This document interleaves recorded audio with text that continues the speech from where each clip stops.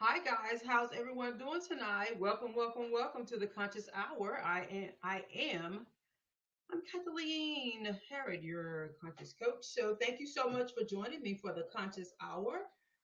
Tonight we're going to be talking about Chadwick Boseman. We'll be talking about these rappers I saw on Instagram who basically, you know what? When we get there, I'll show it to you. But they were basically like talking to these young kids and they were being very aggressive.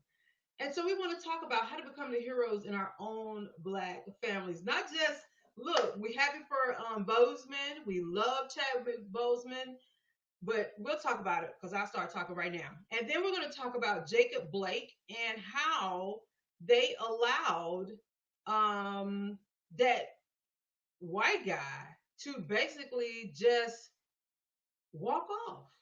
Like he literally walked right past he literally walked right past the police officers. And so I don't want us to get so used to that we just be like, yeah, that's what they do.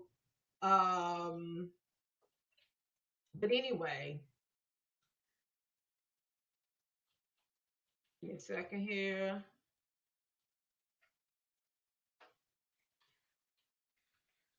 But yeah, we're gonna talk about that too. I'm just about to post a little something I need to have prepared tonight. I know I'm a one woman show, honey. That's how it is. All right, so I'm Kathleen, your conscious coach. Welcome to the Conscious Hour, guys. So glad that everyone is joining in, and we're gonna get started here in just a minute. Make sure you tag your friends. If you're on YouTube, subscribe to my YouTube channel. If you're on Facebook, hit the watch party button and make this a watch party. If you're on Facebook as well, hit like, hit share, and share this with your family and your friends. This is the Conscious Hour with Kathleen, your conscious coach.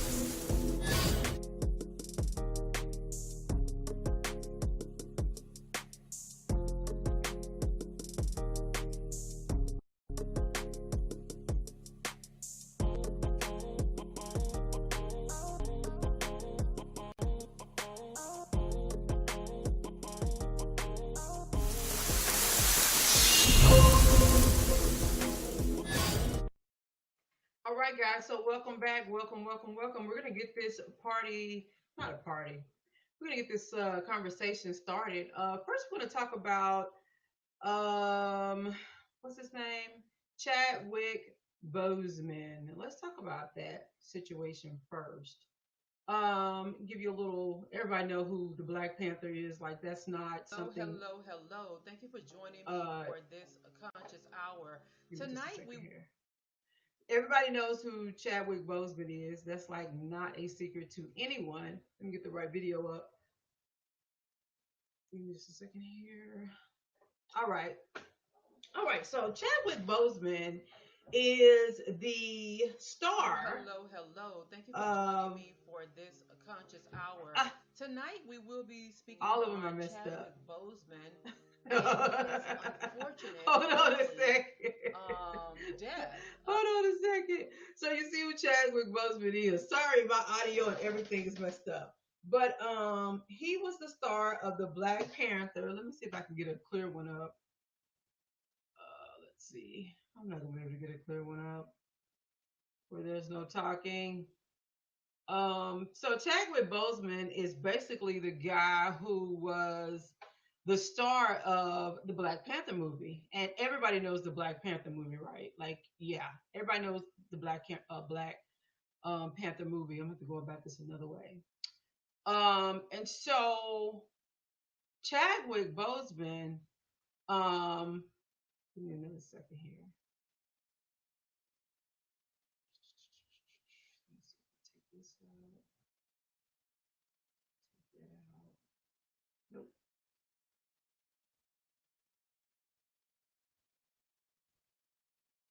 Man. Ugh. Oh my God, I'm just doing a lot here, and I hate it, but I am because I want to have his picture up. I want to have his picture up. Give me a second. So Chadwick Boseman is the guy who starred in the movie Black Panther. Let me see if I can, if it'll let me do more than one. Nope, it will not. All right, we'll go with this. So he's the guy who starred in Black Panther, and so anyway, Chadwick Boseman, guys, yay! We loved Black Panther. I can tell you this that when my husband and I, and actually my granddaughter, we went to go see this movie.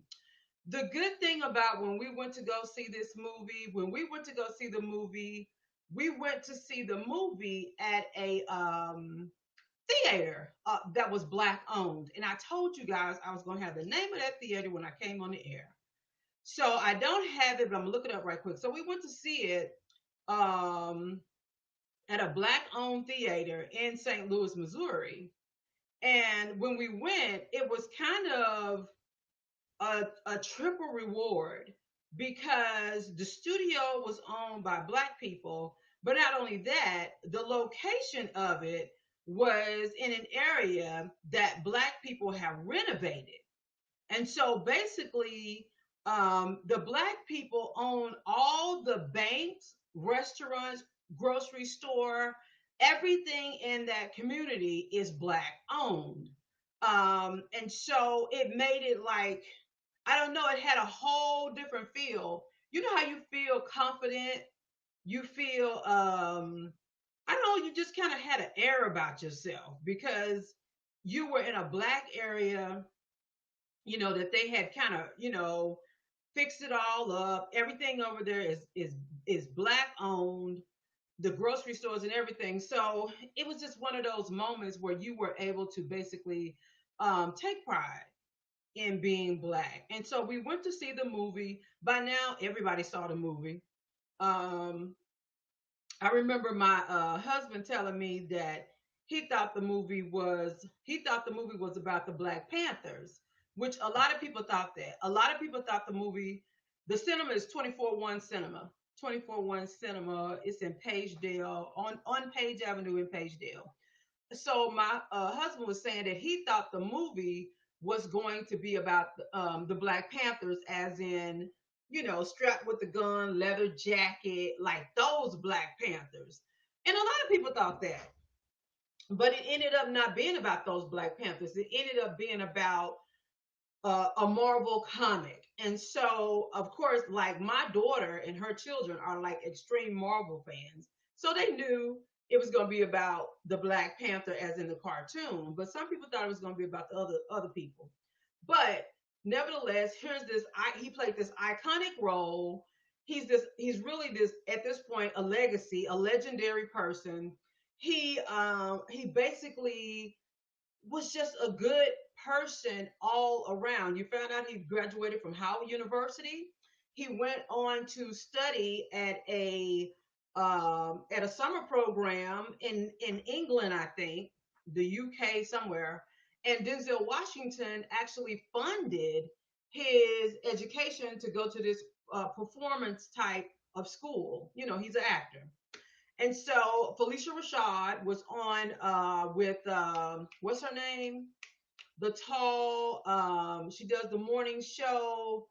God, what's her name? Robin. And so Felicia Rashad was on there with Robin, and who she normally hosts Good Morning America, I think. And she was telling her that he had called her and was like, "Look, they have this awesome program, but I'm not going to be able to go because I can't afford it." Basically, Felicia Rashad said she didn't call Denzel Washington, and Denzel Washington took less than 5 minutes to say, "I'm gonna pay for it." So you see this great opportunity. So Denzel Washington is kind of playing a hero in his life. Felicia Rashad is kind of playing a female hero in his life. And then he goes on to be this hero both on the screen and off the screen. And I just found that to be particularly amazing just to hear about him because you can it's some people who on the screen they're great actors and all of that, but in real life they really suck, right? In real life they could care less. And I'm not trying to be funny, but it kind of makes me think about Charles Barkley when he said, if I'm not mistaken, he said that he was not anybody's role model. Now that was a long time ago, but he comes off kind of as a nasty person in real life, and I'm sure he gives to charity and all that kind of stuff. And I don't know him personally, but I'm just saying, like, when they interviewing him, when he's just talking, you don't hear any gentleness, you don't hear a lot of kindness. He's kind of an on the edge guy. But going back to Chadwick Boseman, here you have a guy who's a gentle giant in this world, right? He has a huge platform, he has a huge following, and here he is being as humble can be. He lands the role of his life, and from the role of his life, he's known all over the world. I mean, when you talk about Chadwick Boseman, you're talking about an international star. It's kind of like Madonna. Madonna is just known all over the world. I don't know anybody else. Beyonce is known all over the world. Michael Jackson is kind of just known internationally, like all over the world. Well, Boseman fell into that category where he became this iconic figure. He just became legendary. And I mean, the Black Panther, the movie was just sweet. Like you can't beat it. The movie was it was brilliant. It was shot in Tyler Perry's studio in Atlanta, Georgia. Um, and the movie was just brilliant. I mean, the aesthetics, the I mean, it looks so real. It really brought you into the movie. Like the scenes were so real. You had the elders, on this hill, and they had on all these variations of color, and the storyline itself was good. You have the black man who came to America, somehow got caught up, ends up leaving a child behind, a fatherless child. How many can relate to that, being a fatherless child? And then we see the anger in the nephew or the cousin who finally gets to Wakanda. He has to pound his way there. And we see the anger in the child that had been left fatherless, so much that we could identify with as being black people. I mean, Wakanda was beautiful. It had all these natural resources. He was a king. I mean, it was like phenomenal. And I'm gonna tell you this, I appreciated the movie because I don't think we're in touch with who we are in regards to being kings and queens. I don't think we're in touch and have the knowledge of all of the natural resources that come from Africa. Do you not know that Africa still has the reservoir for the greatest amount of crude oil on the planet? Do you not know that? Do you not know that just a few years ago they found a huge diamond in Africa that was so valuable. I could literally tell you about it because I have it in my notes or a book or something I've written. And they produce palm oil. Africa is one of those continents where there's just wealth. You know what I mean? The battery in your cell phone, the ore for that battery comes from Africa. And now let me tell you something else. Girl, I'm all about education. So, and I only talk about things that are trending because I can educate on those. And so, one of the powerful ores, another ore, another rock formation, right now is in Haiti. It is a ore. It's a element that will you can use in cell phone batteries that will last. I think they said 10 times longer than what they use in the cell phones right now. So you know why China is trying to get Haiti? Everybody's trying to get Haiti because Haiti has the next billions, trillions of dollars worth of resources in it. I know we're talking about Chadwick Boseman, but we're also talking about understanding what he represented to us as Black people. So when you look at Africa, you're looking at rubies, you're looking at diamonds, you're looking at gold, you're looking at all the things that Queen Elizabeth has because you know they stole stuff from Africa. They call it the spoils of war. For years now, Africa has been demanding that they give back the things that they stole. And so that's been an ongoing thing. You can look all this up yourself. I ain't making nothing up. I love to read, I love to study, and I love to study and watch documents and all that and get real history, real facts. And I'm just not a talking head, trust me. And so this movie, this moment, I really, really, really wanted to just, put it in a nice fitted, uh, uh, capsule, if you will. And it's just a beautiful moment in time. And I know, my condolences to his family, his wife for 5 years. I don't know if he had children, but family, children, if he had any. And my thing is, he gave so much in such a short time. You have to think about it. Bozeman was only 43 years old. 43. I'm 47, almost 48, and this man gave so much. And not just because he was an actor, but his integrity. They talked about how he played James Brown. His daughter talked about how he really embodied the role of playing James Brown and the lengths he went through just to try to figure out the type of man that her father was. And when you hear something like that, it lets you know that this person is more than just in it for the money, right? This person is in it because they want to be in it. They feel like they can make a good representation.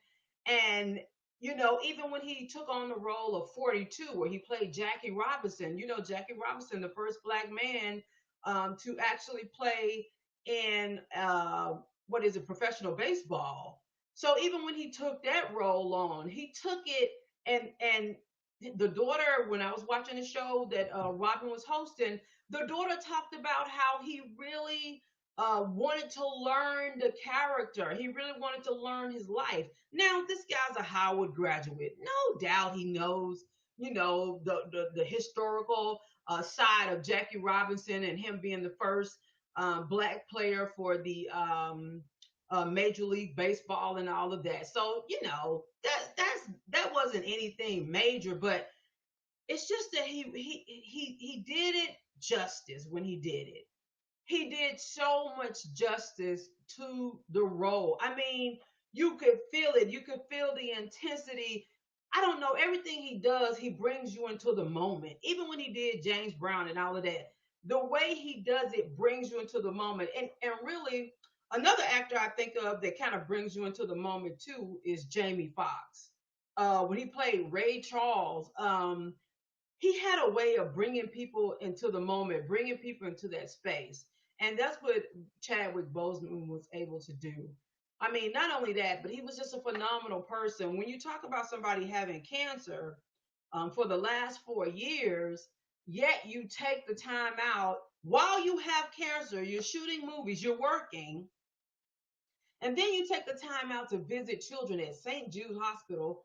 Um, I know there's one in Memphis, Tennessee. Now, I don't know where the other one is located or if there is another one, but let me take a little sip.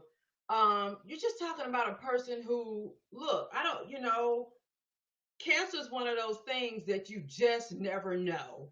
My father has had cancer 3 times, and literally, they probably told us that man was going to die 15 times. I'm talking about, Lord, if I ever heard a person was going to die, that was my daddy. He had cancer the first time. The first time I was there when he was diagnosed, and he had to sit down, and the doctor was like, "You got 6 months to live." And really, he was like, "I don't even think he's gonna make it the next 2 months." I was like, "Really?" Okay. I said, "Well, doc, thank you." He was like, "You need to call the family in so I can talk to the family." I was like, "I don't think so." I said, "But thank you. I appreciate your diagnosis. I really do. I respect it." But we're gonna see what the good Lord got to say about this before we call the family in. We just wanna take our time, and pray about it. And that's what we did. And he had cancer. He went through chemo. He did all that. And hey, he lived another 5, 6, 7 years. Came back, went through chemo a little bit, whatever. Like I said, every time he's gonna die. He won't live for 2 months. Oh, it's in his blood, bones, brain is everywhere. He ain't gonna make it. The man just keeps on living. He was just working on a house a couple weeks ago. He's he's in construction. So I understand how he kept going. Because it's something about a man that's always worked, just like my dad. If you've always worked, if you've always been doing something and you're not some lazy duck just sitting around, it's very hard for you to just get in a chair and relax and just sit around. And so he kept going. Even with cancer, he kept going. And I think with us, he was already a hero, right? With the Wakanda and everything, because he illuminated what being black was. He brought us back to understanding who we were as a people. And I know they're like, well, it was just a movie, it's just a Marvel comic. Well, we all realize by now that all movies, all shows are basically pulled from real life, right? So if you watch Avatar, how they took over the land and all that stuff and destroyed it because they wanted the goods that were in whatever the name of that world was that Avatar was created in. So it always shows us how the colonizers act. It always shows us what the colonizers are in it for. So it's really real life in comic form. And so that's why we're able to relate to it. And so it was really, really good. And he brought us to that place, I think, where we could be proud of ourselves, where we could adorn ourselves in hair wraps and be confident. And it didn't matter if I had natural hair. Tomorrow I might have on a wig, but I'm black and I'm proud and I can embrace that.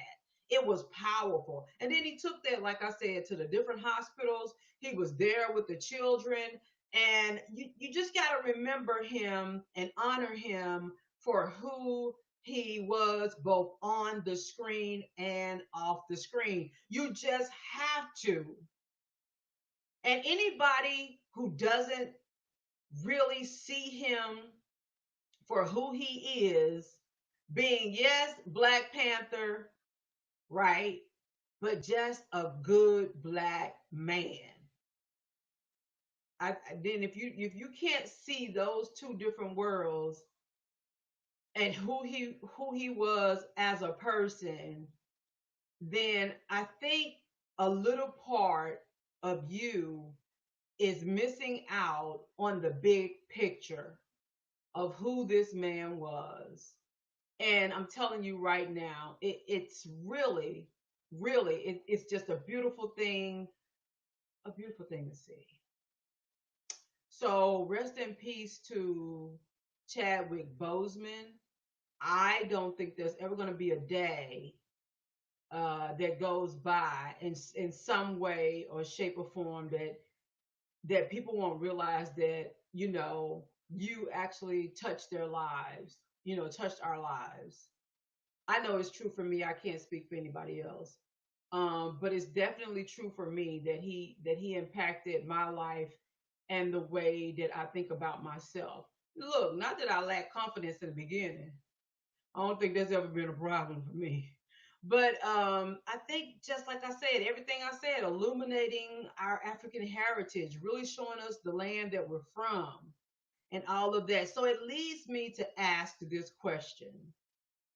How do we how do we then become the black heroes in our own families? How do we become the black heroes in our own home? That's what we're going to talk about next. I'm going to give you guys a quick little break and I'll be right back.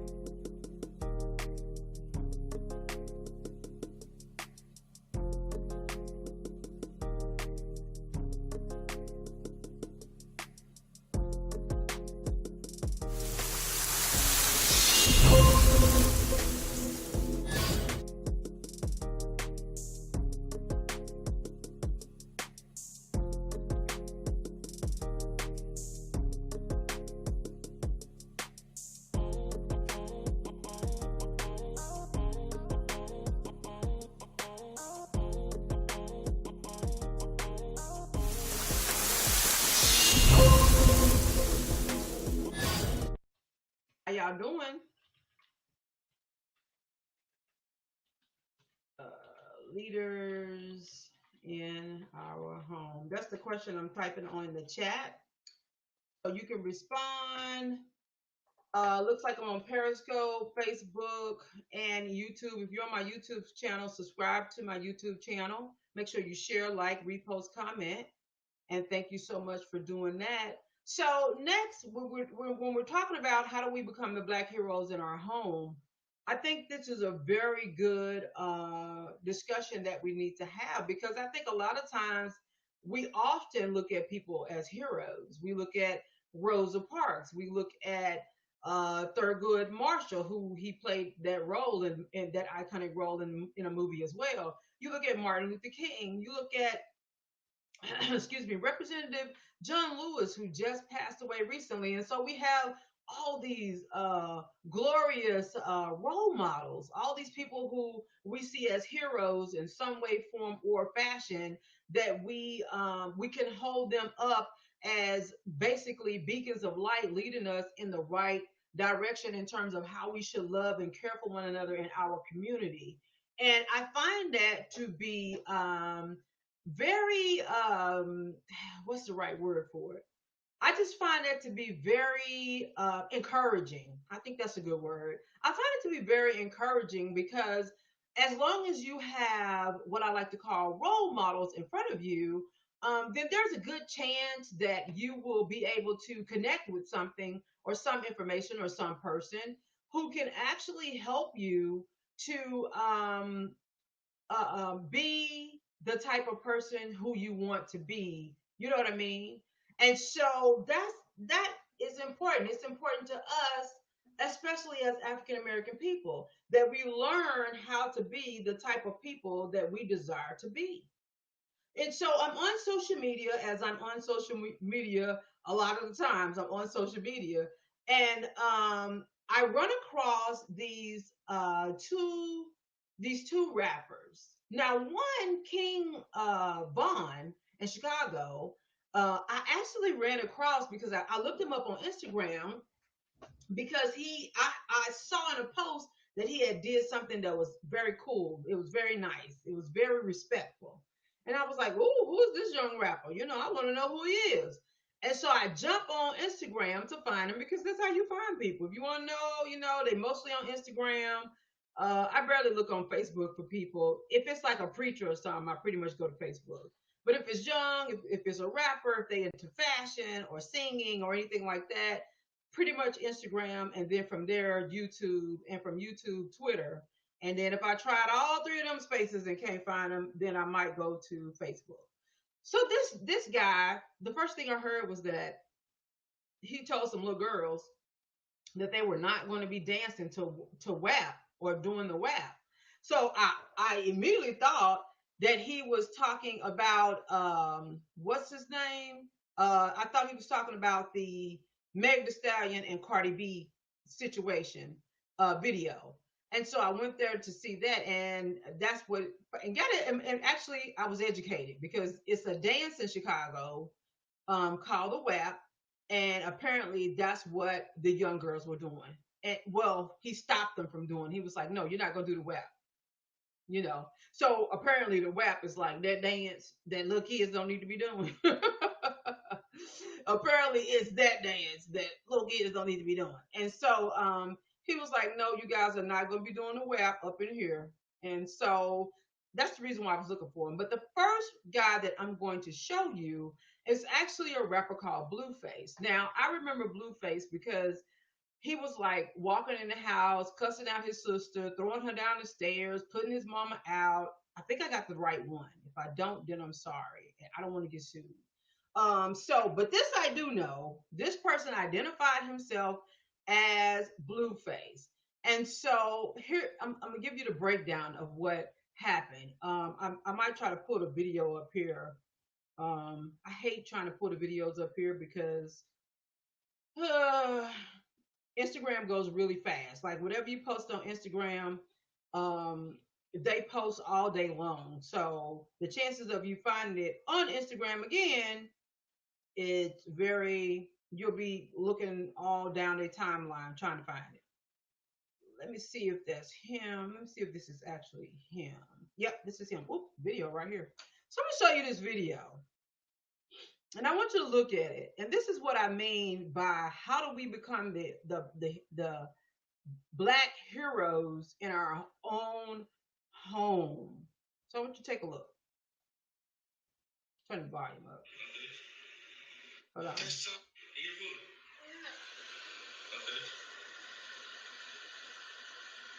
You don't want to eat? Eat your food. Eat your food. No. Okay. You don't want to eat? Eat your food. Eat your food. Okay, so that's him. He's like, eat your food. And the kid is like, no. And then he stands up and he's like, you don't want to eat? So then he uses his hands and he smacks the mannequin off the what do you call that thingy there? He smacks the mannequin off the countertop. And you can see in the caption, if you're still looking at the caption, you can see in the caption that he says, ate it all. So I guess he referencing to the fact that the little boy was scared, and so he ate all of his food.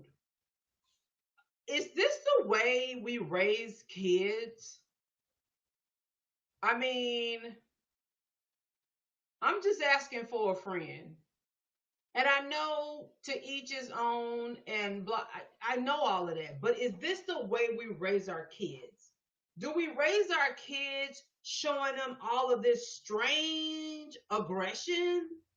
Or do we, like, how do we do that? How do we manage that? And so I wanted you guys to see this because I want us to understand we have to become the heroes in our own home. Being a hero cannot just be for the TV screen. Being a hero cannot be left up to the police officers. Being a hero cannot just be, your teacher. The hero has to be in the home, every home. The hero has to be in the home. The hero can't be the hero and cussing the kids out. The hero can't be the hero and talking to the kids like they grown. The hero can't be the hero and be aggressive. The hero cannot be the hero and talk down to their own seed. So when you're talking about becoming the hero in your home, you have to know how to talk to your seed. Now I have plants on my back porch. I have a Kimberly fern. I have a Boston fern, which I love. The ferns grow out. I call them afros. And then I have succulents, which are growing like crazy because I repotted them. And then I have this other flower that grows up a trellis. However high you put the trellis, that's how high she grows. And she grows these beautiful purple flowers that open up and they're velvety. And then it has all these little spriggly spragglies all around it. And she's gorgeous. In fact, a friend of mine has one and his is planted. And, him and his wife, and theirs has grown up like they have theirs in their yard. And so I was like, how did you guys get yours to grow like that? They was like, I said, it's in the ground or in the pot? And they were like, it's in the ground. And I was like, well, I don't want to put mine in the ground because it's on my patio. And so I put it in a bigger pot. And I'm gonna put a couple of little stakes in the back of it so to grow up at least those stakes. But it's already budding new flowers and it was dying. So my thing is, when it comes to being a hero, I speak to my plants because I want them to grow. I water them. I give them plant food. Why? Because that's how you get things to grow. You water it, you nurture it, you raise it up, you bring it up. You don't yell at it. Okay? You don't berate it. You don't push it around. You don't antagonize it. And I think this is something that we've learned, and it's part of the residual effects of slavery. And we don't quite understand that yet. We think this is who we are, and that's not who we are. We don't know how to speak kind words. We don't know how to be loving. And so you have a father here, and I don't know if that's his nephew or his actual son, but you have a black man here who has the power to pour wealth and riches into the mind of this young man. I'm talking about the mentality of this young man. But here he gives him a demonstration of control and fear.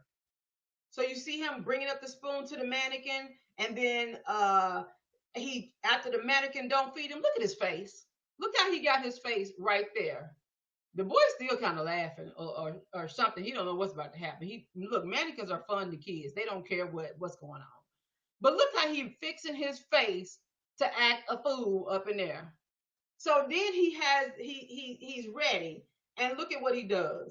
He punches the mannequin, and no doubt the kid, if your child is like a sponge and they learn everything from you, words and action. When this little boy, and I'm not saying he will, I'm just saying what I know about children. When whatever happens in the home follows them to daycare, follows them to school. You know why? Because it's a seed planted in their mind. And here we have these wonderful opportunities to help our children to go in the right path, and we still choose the crazy. And just because you was raised in a toxic environment and with the crazy, why are you passing it on to your seed? So it's like, why aren't we becoming better at being the heroes in our own home? And then we had the next guy. So the next rapper, that was Blueface, and this is going to be King Von. So the next rapper, look, it's on the Instagram page. You can go look at it yourself. I'm showing you from their Instagram page. And what I'm not doing is putting them down. What I want us to do, I want us to learn from this. Now, I think he took his down because a lot of people were making comments about it. So I wasn't gonna let you see the whole thing anyway. I think he took his down because a lot of people was like, "No, that's not cool. That ain't it. That ain't how we treat our kids." Blah blah blah. So I think he took his down. Now, like I said, this was the rapper who I went to go check out because he stopped the girls from doing the WAP dance or listening to the WAP song, whichever one it was, and I just thought he needed to be commended for that. So I was just gonna be like, dude, that's looking out for your people. That's looking out for, they call them shawties. That's what they called them when I was young. I guess it ain't changed yet. So I was gonna give him props for that because guess what, guys? These are young men, right? You have to imagine that if they had the presence of a father and a mother in their home, that they wouldn't be doing most of the stuff they doing, including rapping. They rapping some hard lyrics out here. When I say hard lyrics, I mean hard. Let me see.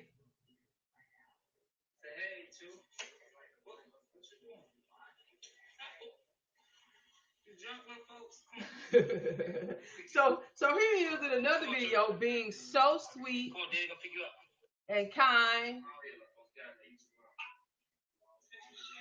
So I'm gonna flip it before he says something crazy. But nevertheless, I just want us to be consciously aware of what we do and how we do it and how it impacts minds. And guys, you all can say what you want to say, but there's no point in you raising your children up to be hard, because I know a lot of people believe in that. That he got to be hard, he got to be gangster, because in the real world, blah blah this, and in the real world, yada yada yada. Look, in the real world, the only people who hurt black people is mostly black people. Same thing in the white community, same thing in the Asian community, same thing in whatever community. In the real world, black people hurt black people more than any other race, except for the race of police. So yeah. So we have to learn how to take care of ourselves. Let me see. Watch out! Stop walking up on me before I bust you. Bro, stop walking up on me, bro. Hold on, you think I'm old? Hey, bro. What you mean, though? Okay. Okay, it's some other parts to that. I don't want y'all to take all that in your spirit and in your mind. Just you got to be able to flush that stuff out and compartmentalize it and not let it get stuck in your head. So he's talking to him like you're a grown man. He's like, don't just walk up on me, Buster. What you doing? Blah blah blah. And he like, you gotta learn your ABCs. And the little boy's like, no, no, and I want to get out of here, whatever. He's like, hey, what I'm telling you, you need to listen to what I'm saying. You know what I'm saying? You stop walking up on me. Walk up on me one more time, I'm gonna bust you. One more time. I ain't playing with you. We cannot be talking to our seed like that. So to the two young rappers, King Von and Blueface, let me tell you one thing. I am rooting for you. I'm rooting for you because it's the young people like you who are going to turn this thing around, because it's your time and you're in a beautiful season where blacks are kind of figuring this whole thing out about how phenomenal we are. So now it's time for us to become the heroes in our own families. It's time for us to speak up. It's time for us to grab a hold of who we are and don't let it go. So I know y'all been rapping about this hard life y'all been having and shooting and capping and all this good stuff, but it's really time for us to try to walk away from all of that. I know it's real. I grew up in the hood. I grew up in the projects. I'm not dismissive of it. I get all of it. Gangs, gang violence, people shot dead in the street. I've seen it. I've lived through it. I've had to fight people. I get all of it. I was a single mom as a teenager. I get all of it. There's nothing that I can condemn you for. The only thing I try to do is pull us out of the fire, to pull us out of that world that racism, the residual effects of racism basically placed us in. Because we don't understand the racism game yet. Nah, we ain't getting it yet. We ain't really got it yet. We don't know. We don't really understand how these people have tripped us up for real yet. Because if we understood, there's a lot of things we wouldn't be doing. We wouldn't be selling drugs. We wouldn't be fighting one another. Because all of that is residual effects of racism, which is part of community trauma. Get into that. I know y'all don't know. I know y'all don't know because if you knew, you wouldn't be doing the things that you're doing. And that's what lets me know you don't know. Because when you find out things and you gain that knowledge, nothing sweeter than knowledge, not even money. And there are very few people who are the lovers of money. Everybody like money and everybody love to have money. But not everybody is a lover of money. For the Bible says that the root of all evil, the lover of money is the root of all evil. Not money, the lover of money. People that will do anything for money. And believe it or not, there are not a lot of people who will do anything just to have money. It's not. And so it makes me have confidence and believe that at some point, if we can get this knowledge out there and talk to our people, there's definitely a turning point in sight. So I just want to encourage those two young men and let them know that Mama Sister Kathy said, don't do that to your babies. We got to go another way. And so that's all I want to leave with that. All right, little young rapper guys, call me now. I'll help you, guide you consciously, help you develop your conscious mind. Okay. And one great thing you can use to help you develop your conscious mind, speaking of developing your conscious mind, young men, is the Legacy Workbook. This Legacy Workbook should be available on Amazon. It wasn't available today. It should be available any day now. I wrote it myself, published it myself. So if it's not perfect, if it has errors, blah, blah, blah, forgive me. I'm sorry. But the Legacy Workbook is all about getting us back into a conscious space where we understand who we are. We are not the Neanderthals, monkeys, unintelligent, oblivious, callous, angry, bitter, frustrated, good for nothing, deadbeat, daddies. We're not all this stuff that society keeps trying to push down our esophagus. We are kings and queens, but there are some things we're going to have to go back and revisit in order to bring restoration back to us. That's all that is. That's all it is. That's all it is. Some things we got to figure out in order to bring restoration back to us. Because in reality, that's a lot of what we're missing. We're missing who we are. We're missing what we're supposed to stand up for and against. We're missing how we're supposed to validate ourselves. We're missing who we are. And so, the next thing I would like for us to kind of talk about in understanding who we are, I want to talk about Jacob Blake and this double standard that we all saw. Like we all saw this double standard where the guy virtually walks past police officers with a long arm gun, basically gets away with it. On the other hand, we have our guy here who is Jacob Blake, who literally this dude, now I'm going to put this out there. I did do the research. I did the basic research because you can look up court documents and all of that stuff. So I did do the basic research. Now I have to put this in there. You guys know that I am an advocate against child sexual abuse. I suffered childhood trauma from all of that. I would never, ever, ever, ever support a person who has did anything to a child. Now, with that being said, I saw a sexual assault charge. So I do understand that there is a sexual assault charge. It did not say that a minor was involved. Nevertheless, on that part, bruh, you get no sympathy from me. Point blank and period. Like there will not be a sympathy button that can be touched regarding me and any sexual assault cases that are pending against you. Period. And because I don't know everything, except for the fact that I want to speak out against police brutality against black people. If it wasn't for that part of it, I probably wouldn't be saying anything at all because I am so passionate about sexual violence against women and against children. So either way it go, Kathleen is I'm not with that whatsoever. But again, like I said, I did look it up and it did not say that it was a minor. However, I don't know it to be like I'm not disregarding that at all whatsoever.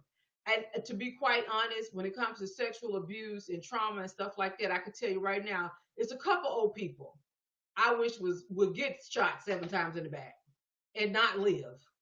Can I just keep it real? Y'all not gonna get mad at me, are you? TBB Contact 3 on Facebook, Instagram, and Twitter. That's my group. TBB Contact 3. You can find me on Instagram. See how that's looking over there. Yeah, you can find me on Instagram, Facebook, and Twitter. TBB Contact 3. Be Loud. Free app that you can download. Now, in terms of speaking about him getting shot 7 times in the back. So here we have Jacob Blake, who was shot 7 times in the back, close range, and he's paralyzed. He's in the hospital and all that stuff. And so that's his situation, shot by an officer. Now, my thing is, I got a real problem with racism, period. Like the police brutality. I got a real problem with that. So his dad has been very, very vocal in speaking up for his son, as should be. As should be. He even said a prayer. I guess they're Muslim or something like that. I don't want to be making stuff up. But I didn't double check and find out and all of that. I just know that he did offer a prayer and it was not in the English language.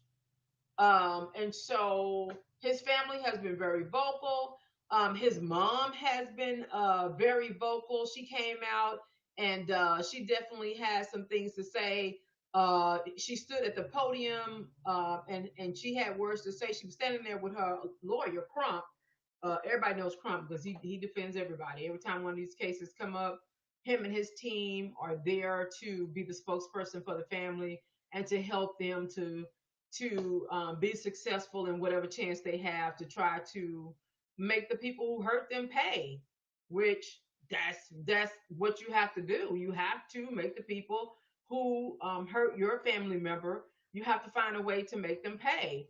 Not only going to jail and things like that, but you have to make sure that they pay financially as well. Because guys, there's a financial burden. It's going to be some counseling that has to take place. There's going to be a lot of inconveniences. I mean, at this point, he's paralyzed, so there are going to be crazy inconveniences when it comes to his life at this point. Then he has all of those children, so he can't work. I don't know if he's going to end up getting disability or something if he paralyzed. So he has children. My understanding is he has children. So listen, there are a lot of moving pieces here, which I understand why the families, you kind of have to sue. Which, I mean, why not sue? And so a lot of people came out. Not only his family, I'll show you a picture of his mom, and she's there with the attorney Crump doing an interview. That's his mom. And a lot of people came out and had words to say, like the weekend during the VMA Awards. He talked about Jacob Blake and Breonna Taylor. The major thing that happened was the NBA shut down. LeBron James literally said, "Screw it," in no sweet words. He said that, and so it really just has really, really, really, really shaken the nation. But at the same time, we had a white boy, 17 years old, a white young man. I want to put emphasis on young man, MAN. He's a young man few months shy or whatever. He's 17. That's close enough to 18 in terms of getting treated like an adult when you commit a crime. So this dude right here, Kettle House, or Keaton House, or whatever his name is, Kettle House, crossed state lines with the AR-15. Mother driving a car 20 miles to bring him to Kenosha. He ends up killing two people. I really like what one other person said on Twitter or Instagram or somewhere. I really like what they said because what she said was this. So you mean to tell me a shooter breaks into a school, starts shooting people, a person throw a backpack at him, and another person throw a laptop at him or whatever word she used, and then to knock the gun out of his hand and he ends up shooting the students? Are you then telling me that the students are going or that he was doing self-defense? I can't even think of an analogy better than that. I can't think of any analogy that could be better than that.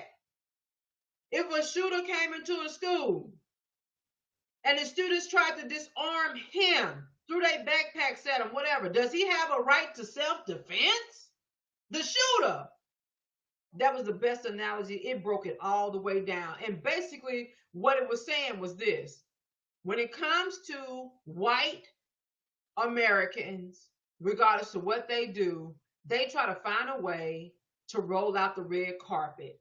It's clearly a double standard. Clearly, there's a double standard. And so you can look at the picture and get the artist credit in the bottom right hand corner there. And like I said, this is another good image. So you see the 6, 7 holes in the black man's back. And then here goes the guy just walking by.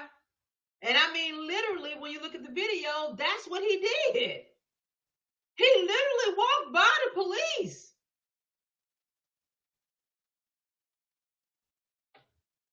And it's sad and it's troubling and it's mind numbing. It's a tragedy. And do you guys remember when Botham John or whatever his name was in Texas, when he got shot by the white officer who came in his home when he was asleep, and she basically just killed him? I'm not even going to get into what she's trying to do right now because it's literally repulsive. But in that moment, in that time, after she went to trial, Amanda Geiger, I think her name was, his brother and dad came down and hugged her.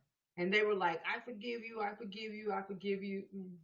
I can't even say it that many times. It makes me want to throw up. And we kind of saw the same thing here with Jacob's Blake mom. I'm not going to show a picture too long because I don't want to be disrespectful. I think there's another double standard that we need to look at. The double standard in religion. I think black folk got it bad. I think we got it bad letting them off the hook. Now, this is not the guy who shot her son. He's not the guy that shot her son. But he's representative of what American racism looks like. It looks like roll out the red carpet for the black people. And I'm just going to say this.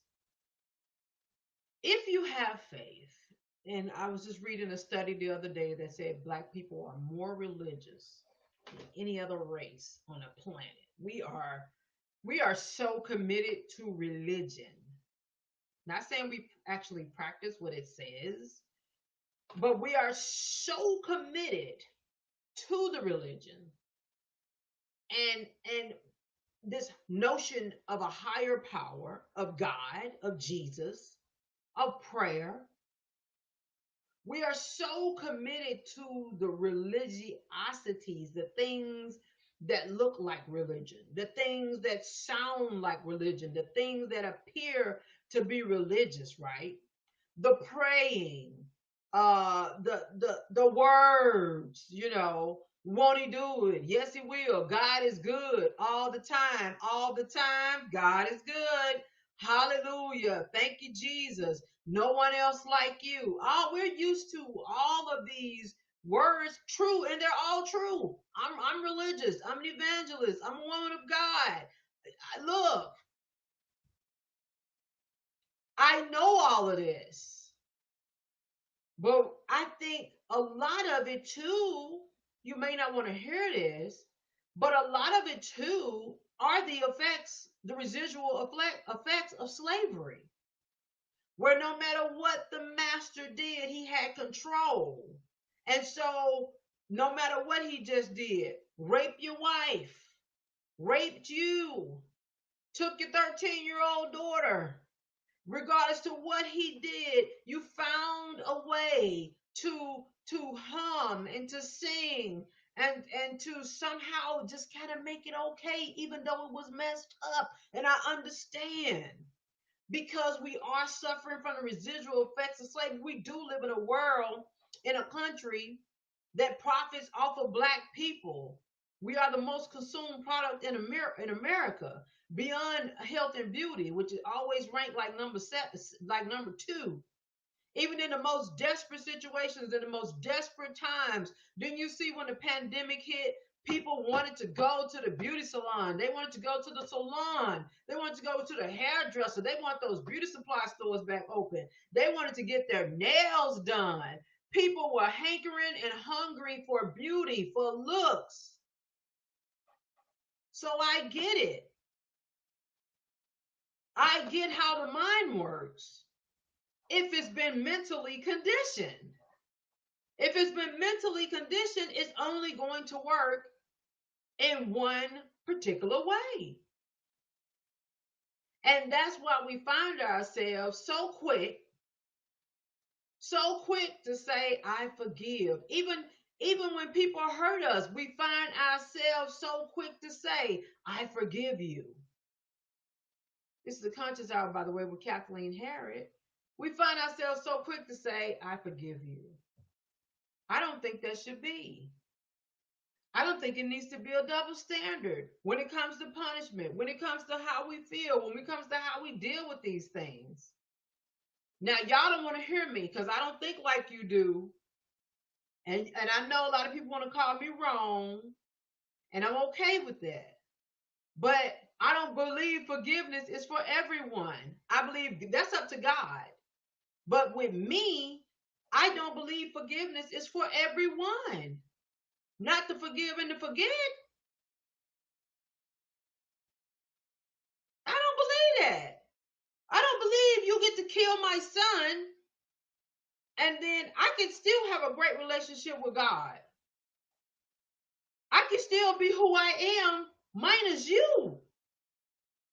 Because you came into my life only to destroy the good thing that was in my life. The birth of my son is a good thing. The birth of my daughter is a good thing. You come into my life and take one of my seeds? That's not a good thing. So I don't need you in my life. I don't need you to be a perpetual remembrance of what I lost. So I don't have to forgive you for that. I can dismiss you. I'm not hugging nobody who killed my seed. You think somebody come out there and throw my plant on the ground and stomp on my plant and do it in a hateful manner? I don't have nothing else to do with you. That's over a plant. What you think I'm gonna do about my babies? Because when something is wrong with people and their mind ain't right, it ain't right. So have we been so mentally conditioned, even when it comes to religion, that we present a double standard in times of care, in terms of knowing how to care for ourselves and our mental health? Just want to pose a question to you tonight. How are we to become the Black heroes in our homes? You know what I always say as I'm closing out? It's our time. I can't say that enough. It's our time. It's our time. It's our time to restore the Black family. And I'm excited about it. I get excited about it every day. This is why I do this. I don't have time to entertain you. I'd rather empower you. So I believe it's our time. If you would like to support this show or support me, buy a book, whatever you want to do, Cash App at KV Product, and we can make that happen. I'm only going to show you one, make that two clips here. Thanks for joining me on this show. My name is Kathleen Harrod, and I am your conscious coach. The Legacy Workbook, it should be available in the next couple of days on Amazon. Grab a copy. I also have Heard People Help People, Things I Wish I Know, Things I Wish I Knew, and So You Think You Want to Have Sex. All available on a platform called Amazon. So run out and get you copies. That Legacy Workbook needs to be in every Black home. This is Black restoration. It talks about love, consistency, trust, loyalty. Woo! This is a good book that Black families really, really, really need. You're going to create your own family covenant and build your own family crest. Can't beat it. Available in a couple of days on Amazon. Remember, you can Cash App me at any time. You can hit the Cash App. It's Friday. You just want to be like, let me send Kathleen $100. Let me send Kathleen $50. Let me send Kathleen $20. Let me send Kathleen $5. You can do it. Again, thank you for joining me. I am chosen. I'm an educator.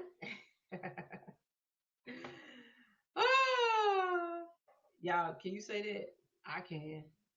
I am chosen, honey, an educator, an author, and a speaker. Let me get Amazon down. I don't know what you're doing. So make sure you tag and share with a friend. This has been the Conscious Hour. I think we went over just a little bit, but I did get a little bit of a late start because it happens. So I was a couple minutes late. Just a reminder, the Conscious Book Collection is available on my website. So if you go to khconsciouscoach.org, all of my books are available on my website. So you can go there. You literally can click on the image and it'll take you to Amazon so you can purchase the book. Or you can Cash App or Zelle or however you want to pay for it through me. And then I'll get it and then I'll mail it to you, however you want to do it. It's fine by me. Book don't cost the same. So let's see. Of course, if you order it directly from me, I get more of the moolah. So that's the Conscious Book Collection. I love that name, by the way. Available at khconsciouscoach.org. Don't forget, as you dream tonight, as you think tonight, I don't want you to forget to ask yourself, how do we become the Black heroes in our home? That is the question. I'll let you get out of here with these images of Chadwick Boseman, star of Black Panther, hero both on the screen and off the screen. You guys have a great night.